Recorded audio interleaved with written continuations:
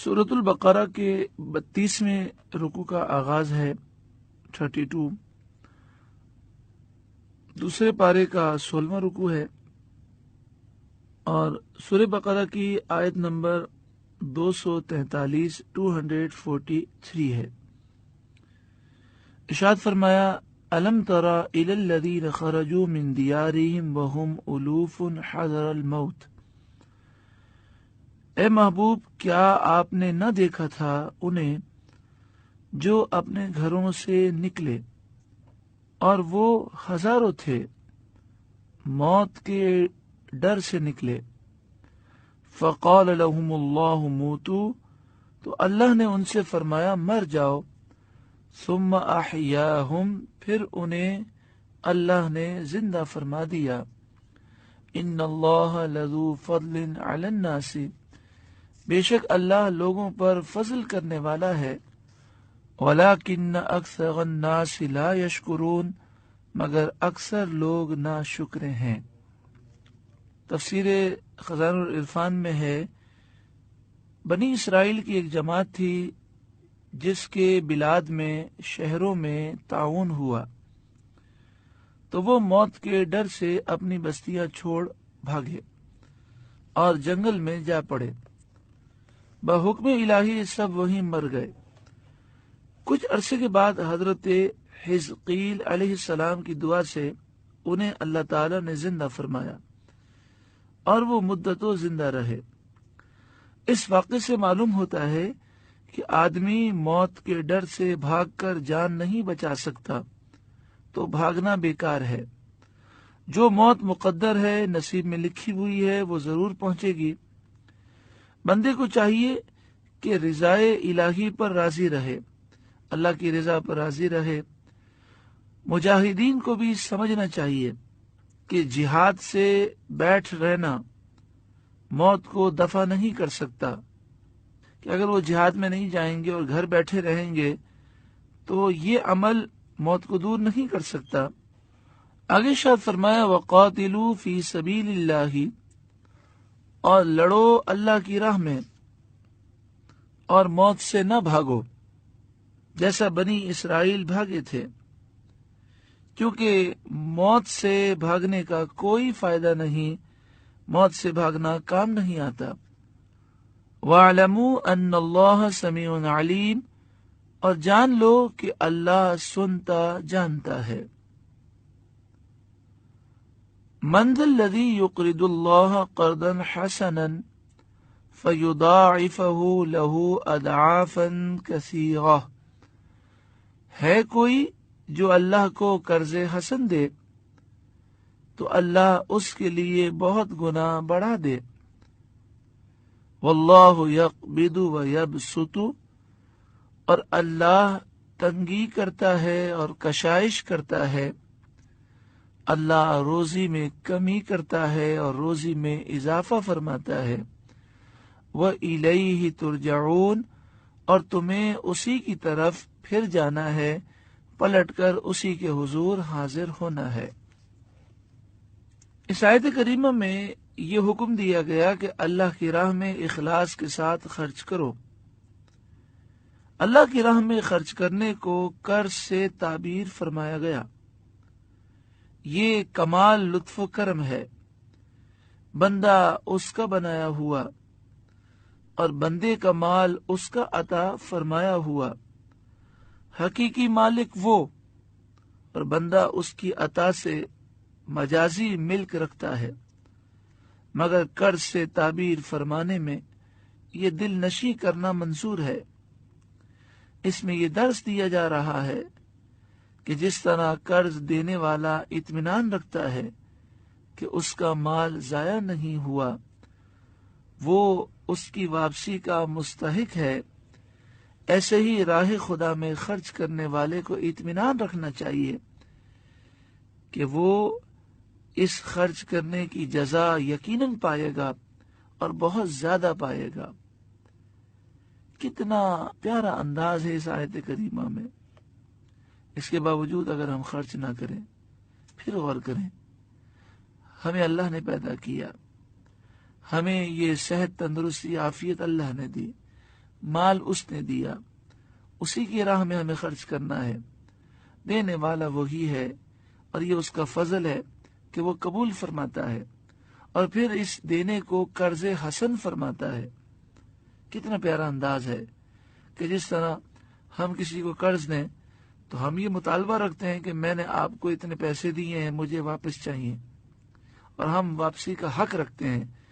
تو کتنا پیارا انداز ہے کہ لوگوں، تم نے اللہ کی راہ میں جو مال خرچ کیا، یہ مال تمہارا ہی ہے، اللہ تمہیں واپس عطا فرمائے گا، دنیا میں کئی گنا بڑھا کر، اور آخرت میں جنت کی نعمتیں بے حساب عطا فرمائے گا۔ یہاں یہ فرمایا گیا فَيُضَاعِفَهُ لَهُ أَضْعَافًا كَثِيرًا، تو اللہ اس کے لیے بہت گنا بڑھا دے گا۔ جب کوئی شخص اللہ کی راہ میں مال خرچ کرتا ہے، کسی قسم کا اسے نقصان نہیں ہے، 1 روپیہ دیا تو اللہ تعالیٰ اسے دنیا میں 10 عطا فرمائے گا، اور یہ کم از کم ہے۔ بہت سے لوگوں کے لیے اس سے زیادہ بڑھایا جاتا ہے، اور 700 تک ذکر فرمایا گیا کہ 1 کے بدلے 700 عطا فرمائے گا۔ اور یہ بھی فرمایا گیا کہ واللہ یضاعف لمن یشاء، یہ 700 بھی حد نہیں ہے، اللہ جس کے لیے چاہے گا اسے اس سے زیادہ عطا فرمائے گا۔ اور آخرت میں تو وہ بے حساب عطا فرمائے گا۔ واللہ یقبض ویبسط، اللہ جس کے لیے چاہے روزی تنگ کر دیتا ہے، جس کے لیے چاہے وسعت دیتا ہے۔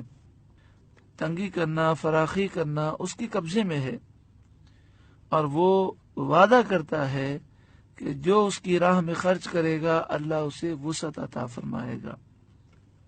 مسلم شریف کتاب البر والصلہ، باب فضل عیادت المریض، حضرت ابو ہریرہ رضی اللہ تعالیٰ عنہ سے روایت ہے، قال رسول اللہ صلی اللہ علیہ وآلہ وسلم،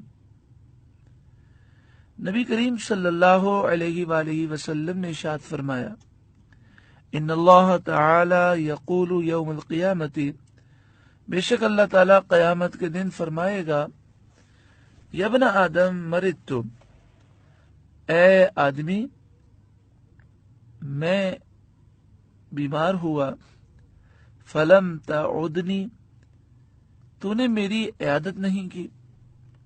وہ بندہ حیران ہو جائے گا، وہ کہے گا مالک و مولا، تو تو مالک ہے، تو تو خدا ہے، تو تو کبھی بیمار ہو ہی نہیں سکتا۔ قال یا رب کیف اعودک وانت رب العالمین، وہ کہے گا اے میرے رب، میں کیسے تیری عیادت کرتا، تو رب العالمین ہے۔ قال، اللہ فرمائے گا، اما علمت ان عبدی فلانا مرض فلم تعدہ، کیا تو جانتے نہیں ہے کہ میرا فلاں بندہ بیمار ہوا، تو نے اس کی عیادت نہیں کی۔ اما علمت انک لو عدتہ لوجدتنی عندہ، کیا تو جانتا نہیں ہے اگر تو اس کی عیادت کرتا تو مجھے اس کے پاس پاتا۔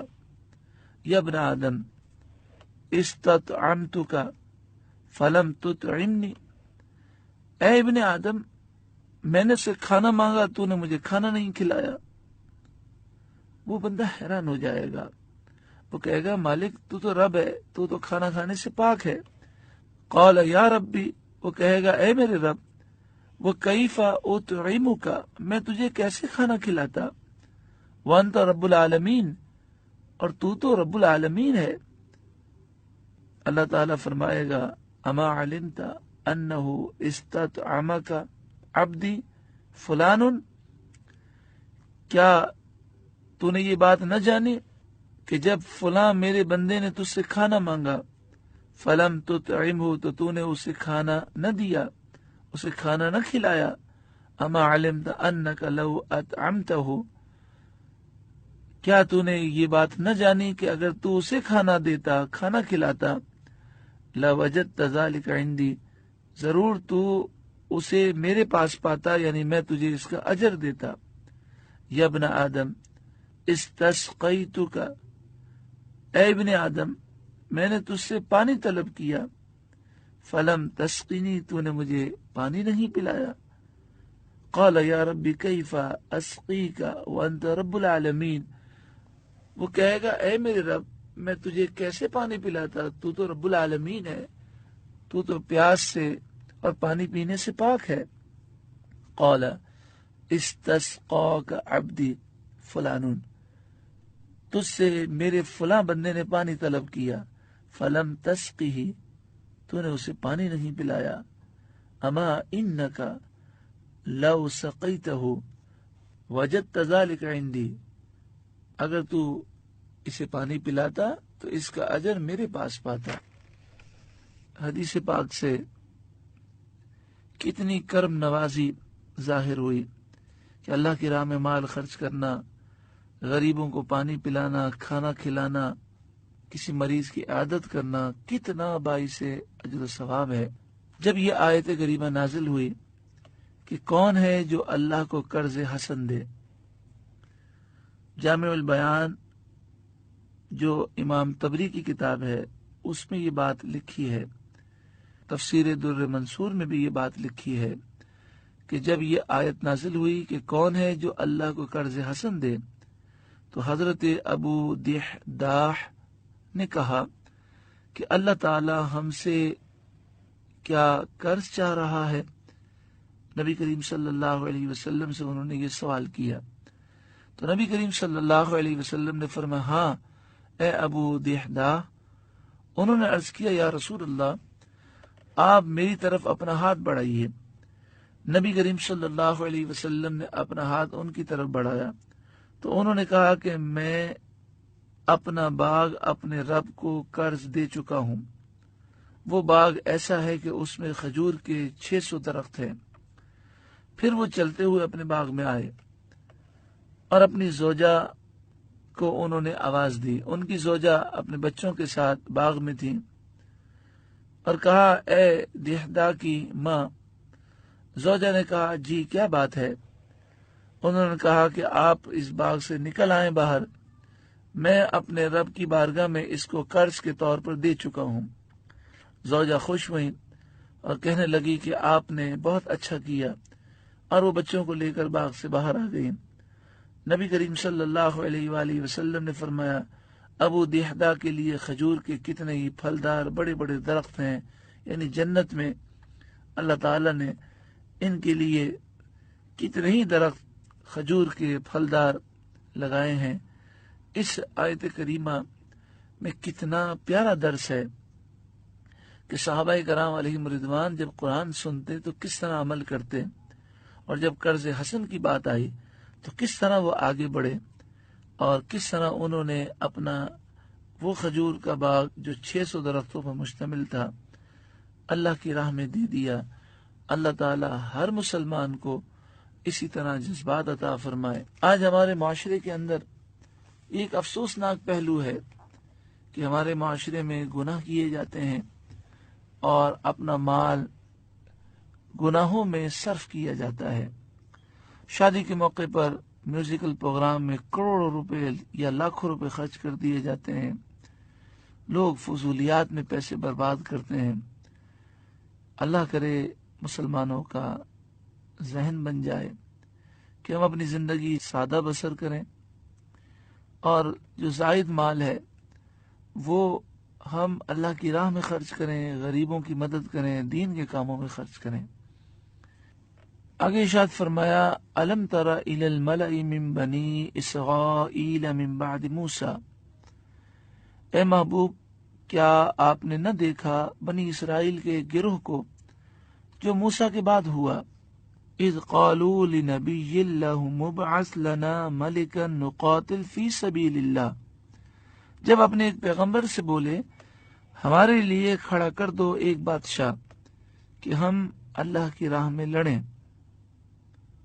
اس آیت کریمہ کے متعلق صدر الافاضل علیہ رحمہ لکھتے ہیں حضرت موسیٰ علیہ السلام کے بعد جب بنی اسرائیل کی حالت خراب ہوئی اور انہوں نے عہد الہی کو فراموش کیا، یعنی جو انہوں نے اللہ سے وعدہ کیا تھا اسے فراموش کر دیا، بت پرستی میں مبتلا ہوئے، سرکشی اور بدعفعالی انتہا کو پہنچی، تو ان پر قوم جالوت مسلط ہوئی، کافر مسلط ہو گئے، انہیں غلبہ مل گیا۔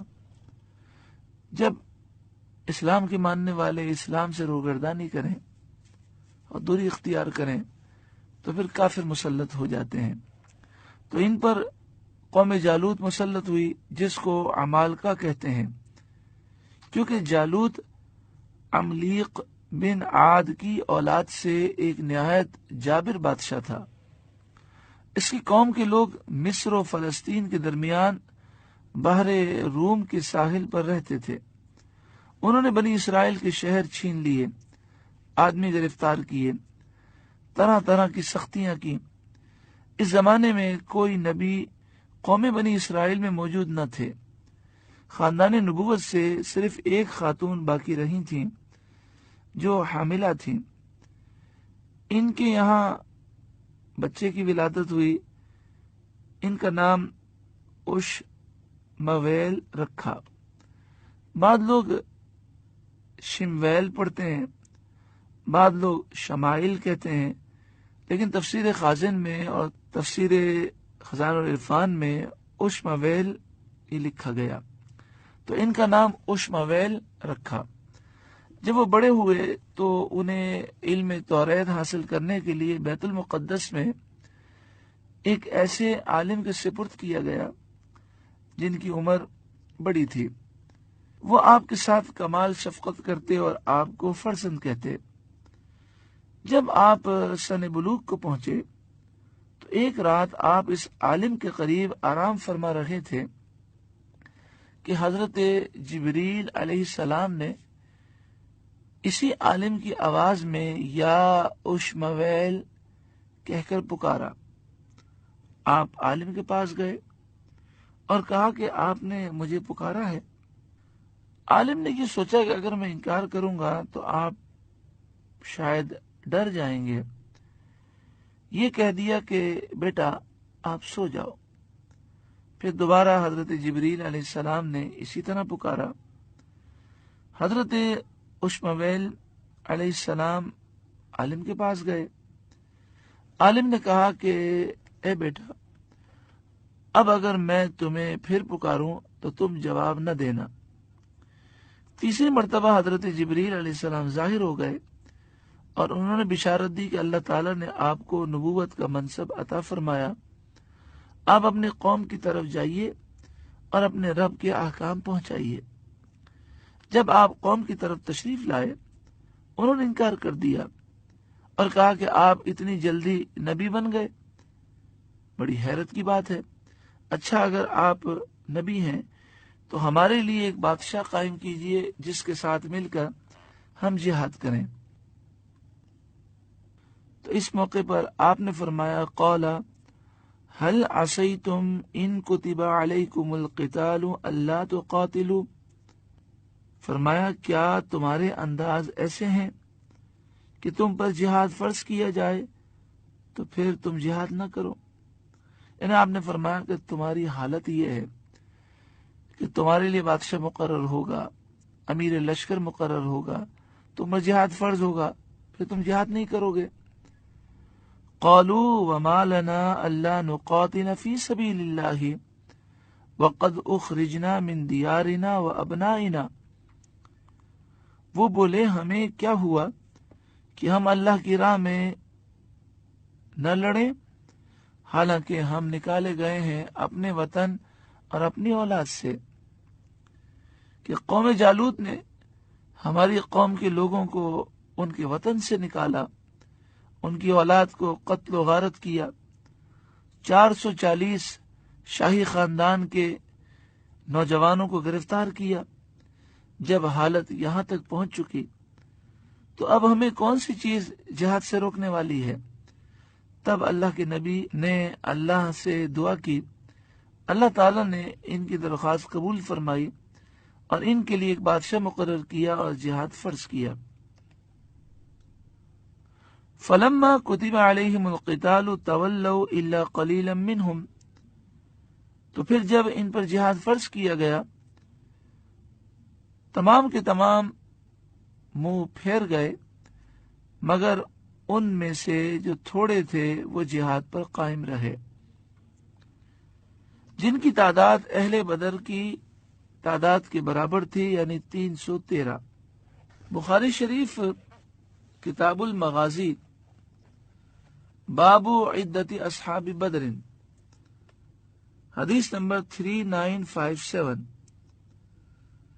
حضرت براء رضی اللہ تعالیٰ عنہ فرماتے ہیں حدثنی اصحاب محمد ممن شہید بدرا انہم كانوا عدت اصحاب طالوت الذین جازوا معه النہر 12 و300۔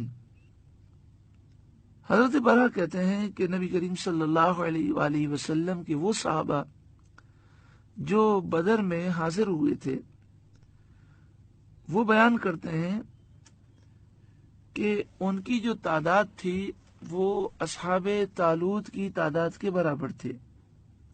حضرت طالوت رضی اللہ تعالیٰ عنہ کے ساتھ جو لوگ نہر کے پار ہوئے ان کی تعداد 310 اور کچھ تھی، یعنی 313 تھی۔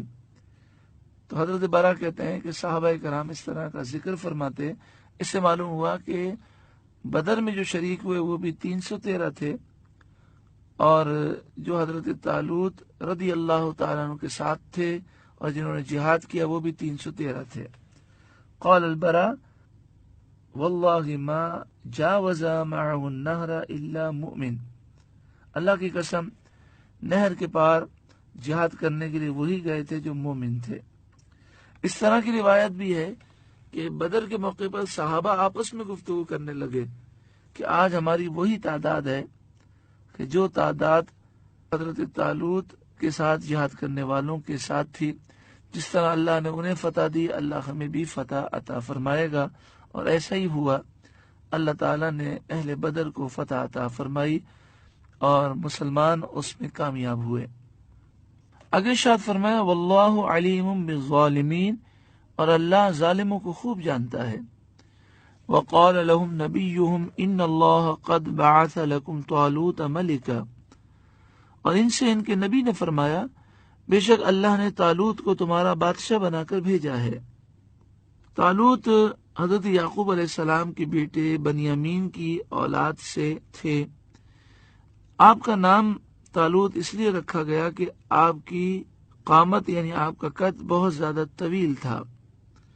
حضرت اشمویل علیہ السلام کو اللہ تعالیٰ کی طرف سے ایک عصا ملا تھا اور بتایا گیا تھا کہ جو شخص تمہاری قوم کا بادشاہ ہوگا اس کا قد اس عصے کے برابر ہوگا۔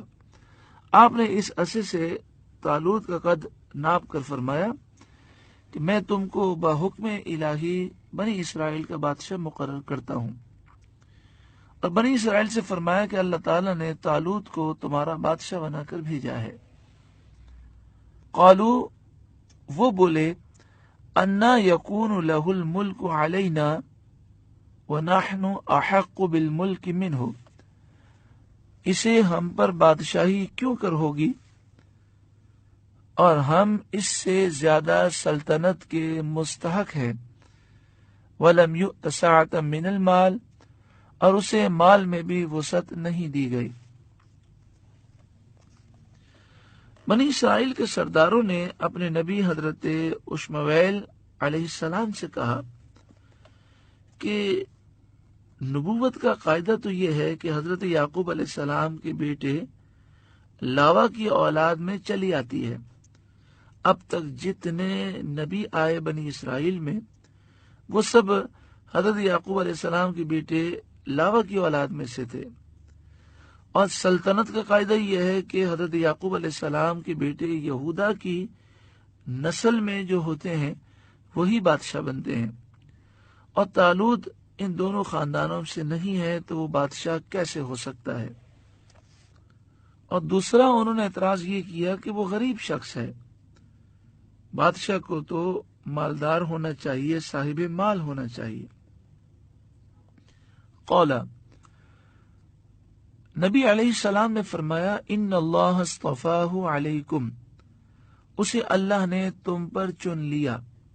یعنی سلطنت کوئی ورثہ نہیں کہ کسی نسل و خاندان کے ساتھ خاص ہو، یہ محض اللہ رب العالمین کا فضل ہے. حضرت علامہ صدر الافاضل نعیم الدین مراد آبادی علیہ رحمہ تفسیر خزائن العرفان میں اس بات کو لکھ کر فرماتے ہیں، اس میں شیعہ کا رد ہے جن کا اعتقاد یہ ہے کہ امامت وراثت ہے. یعنی وہ یہ عقیدہ رکھتے ہیں کہ نبی اکرم صلی اللہ علیہ وآلہ وسلم کے بعد امامت اور خلافت کے حقدار صرف حضرت علی ہیں، پھر اس کے بعد امام حسن، امام حسین، اور پھر ان کی اولاد. اس کے علاوہ کوئی نہ بادشاہ ہو سکتا ہے، نہ کوئی خلیفہ ہو سکتا ہے. تو صدر الافاضل ان کا رد فرماتے ہیں یہ تو صرف محض فضل الہی ہے، سلطنت کوئی ایسا ورثہ نہیں کہ کسی نسل یا خاندان کے ساتھ خاص ہو. پہلے تو فرمایا کہ اللہ تعالیٰ نے طالوت کو چن لیا، اور آگے فرمایا وَزَادَهُ بَسْطَةً فِي الْعِلْمِ وَالْجِسْمِ، اور اسے علم اور جسم میں کشادگی زیادہ دی.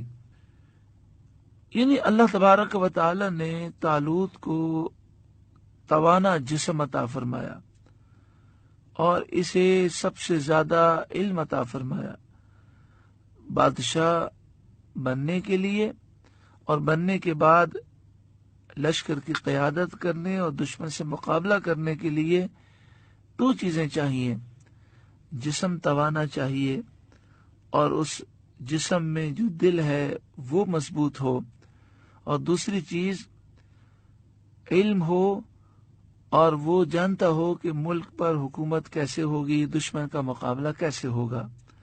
جہاں تک مال کا تعلق ہے تو مال تو جب ملک پر حکومت ہوگی تو مال تو اسے مل ہی جائے گا، اور ملک چلانے کے لیے جو مال کی ضرورت ہے وہ تو ملک کے خزانے سے پوری ہو جائے گی. اور جہاں تک انہوں نے کہا کہ یہ اس نسل سے نہیں ہے، تو فرما دیا گیا کہ نسل سے ہونا کوئی ضروری نہیں ہے، اللہ جسے چاہے بادشاہ بنائے. واللہ یؤتی ملکہ من یشاء، اور اللہ اپنا ملک جسے چاہے دے. واللہ واسع علیم، اور اللہ وسعت والا، علم والا ہے. جسے چاہے غنی کر دے اور مال کی وسعت عطا فرمائے. اس کے بعد بنی اسرائیل نے حضرت اشمویل سے عرض کیا کہ اگر اللہ تعالیٰ نے انہیں سلطنت کے لیے مقرر فرمایا ہے تو اس کی نشانی کیا ہے؟ وقال لهم نبیهم ان آیت ملکہ ان یأتیکم التابوت فیہ سکینۃ من ربکم، اور ان سے ان کے نبی نے فرمایا اس کی بادشاہی کی نشانی یہ ہے کہ تمہارے پاس ایک تابوت آئے گا، وہ والا تابوت جس میں تمہارے رب کی طرف سے دلوں کا چین ہے. وَبَقِيَّةٌ مِّمَّا تَرَكَ آلُ مُوسَىٰ وَآلُ هَارُونَ، اور کچھ بچی ہوئی چیزیں ہیں معزز موسیٰ اور معزز ہارون کے ترکے کی.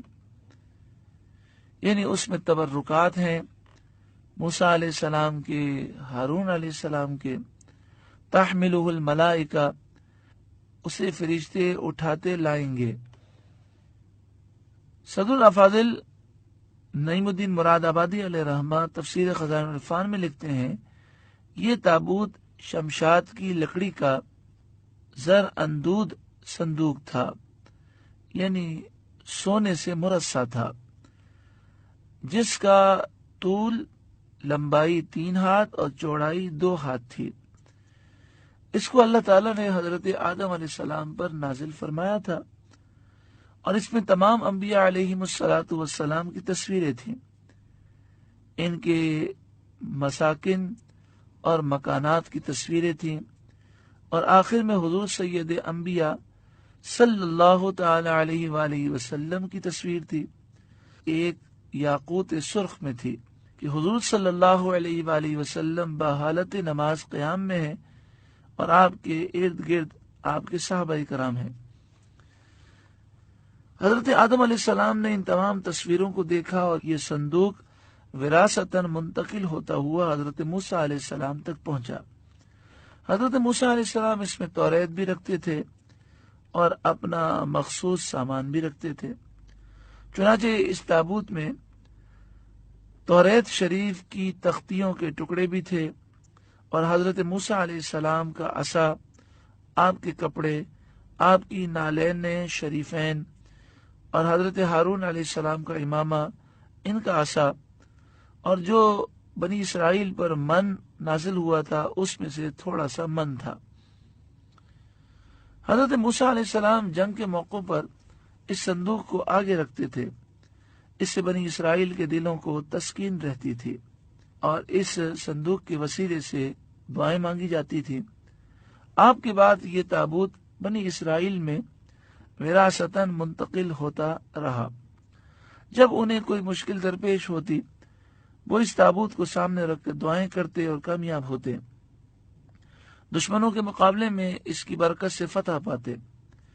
جب بنی اسرائیل کی حالت خراب ہوئی اور ان کی بدعملی بہت بڑھ گئی اور اللہ تعالیٰ نے ان پر عمالقہ کو مسلط کیا، تو وہ ان سے تابوت چھین کر لے گئے، ناپاک مقامات میں رکھا، اس کی بے حرمتی کی، اور ان گستاخیوں کی وجہ سے وہ طرح طرح کی بیماریوں اور مصیبتوں میں مبتلا ہوئے۔ قوم عمالقہ کی 5 بستیاں ہلاک ہو گئیں، اور انہیں یقین ہو گیا کہ تابوت کی توہین ان کی بربادی کا باعث ہے، تو انہوں نے تابوت ایک بیل گاڑی پر رکھ کر بیلوں کو چھوڑ دیا، اور فرشتے اس کو بنی اسرائیل کے سامنے حضرت طالوت کے سامنے لائے، اور اس تابوت کا آنا بنی اسرائیل کے لیے طالوت کی بادشاہی کی نشانی قرار دیا گیا۔ بنی اسرائیل یہ دیکھ کر طالوت کی بادشاہی کا اقرار کرنے لگے، اور جہاد کے لیے بے درنگ وہ آمادہ ہو گئے، کیونکہ تابوت پا کر انہیں اپنی فتح کا یقین ہو گیا۔ طالوت نے بنی اسرائیل میں سے 70,000 جوان منتخب کیے، جن میں حضرت داؤد علیہ السلام بھی تھے۔ اس سے معلوم ہوا کہ بزرگوں کے تبرکات کا اعزاز و احترام لازم ہے، ان کی برکت سے دعائیں قبول ہوتی ہیں اور حاجتیں پوری ہوتی ہیں، اور تبرکات کی بے حرمتی گمراہوں کا طریقہ ہے اور بربادی کا سبب ہے۔ یہاں پر ایک ضروری مسئلہ سماعت فرما لیں کہ تصویر بنانے کی جو ممانعت ہے وہ اس لیے ہے کہ تصویر بنانے والا اللہ کی تخلیق کی نقل کرتا ہے، اور اس تابوت میں جو تصویریں تھیں وہ انسان کی بنائی ہوئی نہیں تھیں بلکہ اللہ تعالی کی طرف سے آئی تھیں، تو لہذا اس میں کسی قسم کی الجھن نہیں ہونی چاہیے۔ ان فی ذالک لآیۃ لکم ان کنتم مؤمنین، بے شک اس میں بڑی نشانی ہے تمہارے لیے اگر ایمان رکھتے ہو۔